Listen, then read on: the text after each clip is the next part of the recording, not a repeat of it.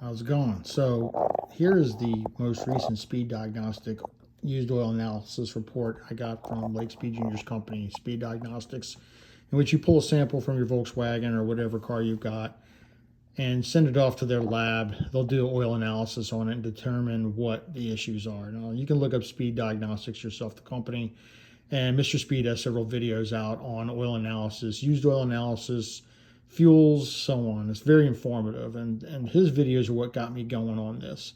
In this report, the report shows two sample IDs here, AAB 1210 and 5861. 1210 was pulled January 19th, 2025, and this was the first oil sample I pulled from the engine after 1,500 miles of runtime.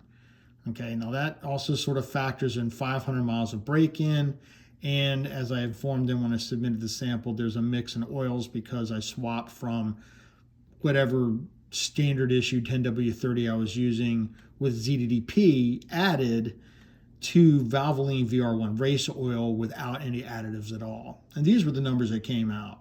So you can look up on his site on his videos what a lot of this means.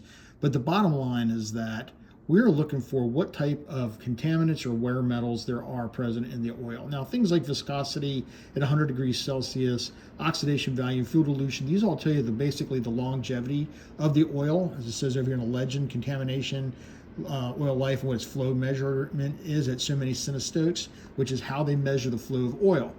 So knowing that will tell you what the lifespan of your oil is at the time the sample was pulled effectively. But there are also all these other things that are contaminants, anti-foam agents, detergents, any wear additives, friction reducers, and so on that are added in motor oil, and these numbers tell you how much of that is actually present.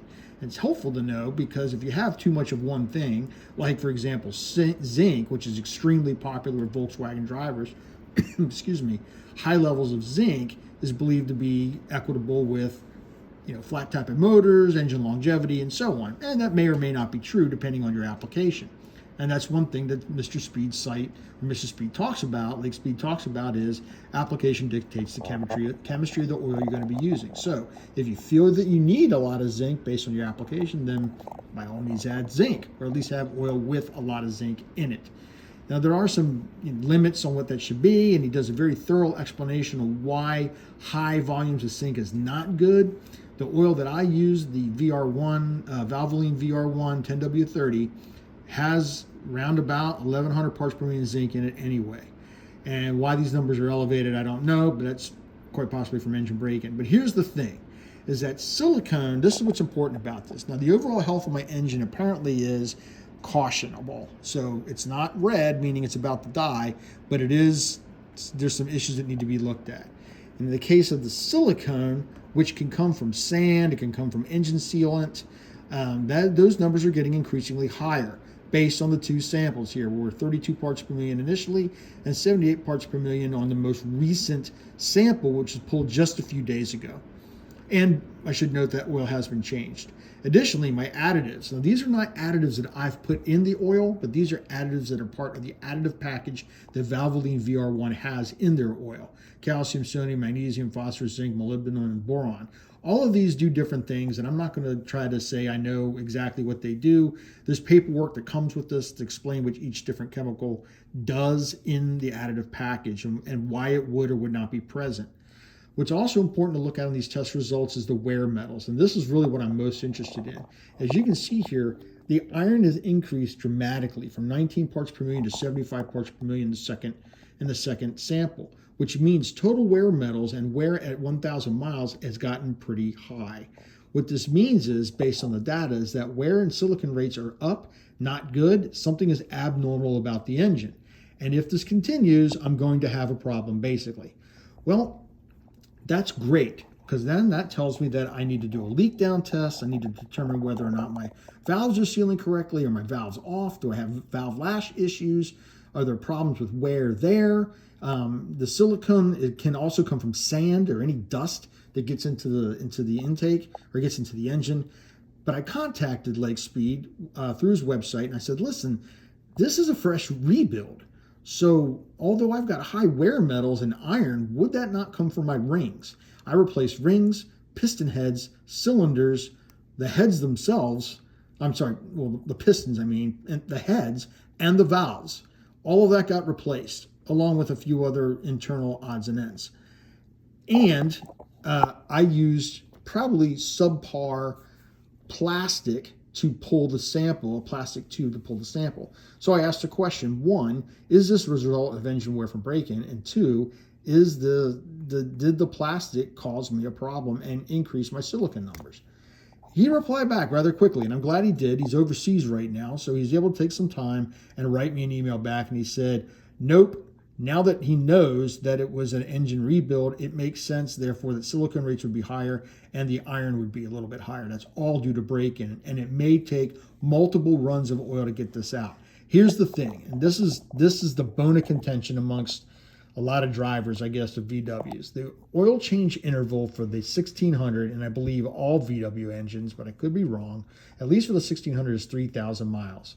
Well, you saw my other video on the crap that was coming out of that crankcase at 3,000 miles. You saw my other video with the crap that was coming out of that engine at 3,000 miles. That's unfiltered oil at 3,000 miles. That's running all through all the bearings, everything is getting hit by that worn out oil. And a lot of that is coming out, a lot of that is break-in materials, but the other of it's just sludge and whatever that builds up as normal part of combustion, I suppose. I don't like having that run through there at 3,000 mile interval without filtration, okay? And that's what the VW spec calls for, is to do it. But as I'm fond of saying, Hitler, Ferdinand Porsche, and I have competing perspectives on engine health. And the one thing that doesn't lie is the data. The data is saying there's a lot of crap in here. And even though it's due to engine wear from the break-in, if it continues like this, at probably a 3,000 mile oil change interval, the trend will show that the engine is therefore going to be in distress. So I personally am not going to revert to the 3,000 mile oil change interval anymore. Even if all these numbers were green, all the things were green, I would still stick with what Lake Speed suggests and what I am going to do, 1,500 miles per oil change. I'll adjust the valves every 3,000, but at 1,500, oil samples are coming out. They're going to go back off to the lab for more analysis. And I'm betting that after a while, these numbers that are high, iron, total wear metals, they're going to see a drop for a period of time. And then as the engine really begins to wear, maybe after 10,000, 15, 25, 30,000 miles, I don't know, these numbers will probably go up. That is what I would expect to see, but not on a fresh rebuild. This should not be indicative. These numbers are although the data is there, the analysis is a little faulty. It's simply a fact that the engine was rebuilt, and this is what you would expect to see on a rebuild.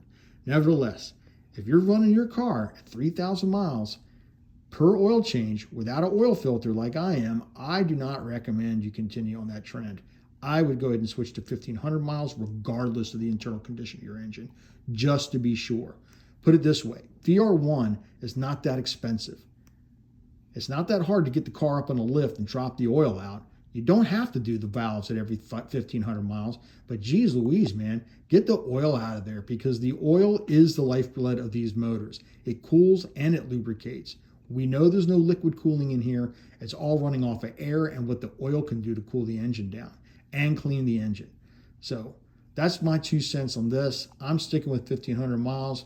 Somebody out there doesn't like it. I'm sure there's purists are going to get bent out of shape about it, or there's going to be some guy who worked for Volkswagen for 45, 50 years who says otherwise. I get it. I'm not discounting those experienced VW mechanics at all. But for me, for my application, I'm just not comfortable with running at 3,000 miles per oil change with that much gunk flowing through. So there it is. Got any questions, hit me up in the comments, speeddiagnostics.com. It doesn't cost a lot of money to get these samples done. They turn them around pretty quick. And they send you the mailer with prepaid postage. Thanks.